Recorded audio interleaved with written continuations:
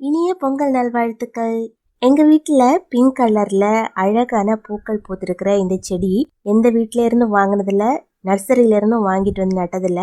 இது ரப்பர் தோட்டத்துல, வயல்வெளிகள்ல தானா வளர்ற ஒரு செடி. பக்கத்து வீட்டு ஆண்டி எங்கேயோ போகும்போது வயல்கரை வழியா நடந்து போகும்போது இந்த செடியை பார்த்துருக்காங்க.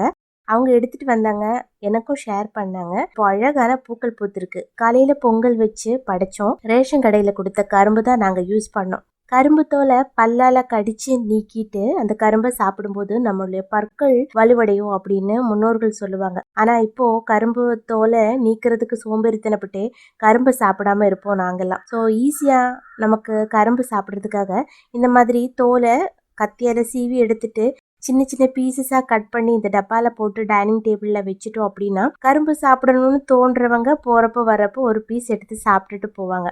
மிச்சம் இருந்தா கூட ஃப்ரிட்ஜுக்குள்ள வச்சுட்டு நெக்ஸ்ட் டே எடுத்து சாப்பிடலாம். ஸோ அதுக்கான ஈஸியான ட்ரிக் என்னோட மாமியார் சொல்லி கொடுத்தாங்க. இந்த ட்ரிக் எங்களுக்கும் பிடிச்சிருக்கு. ஏன்னா கரும்பு சாப்பிடணும்னு தோணும் போது நமக்கே சோம்பேறித்தனமா இருக்கும்ல. ஸோ ஈஸியா நம்ம இந்த மாதிரி டப்பால போட்டு வச்சுக்கலாம், தேவைப்படும் போது சாப்பிடலாம்.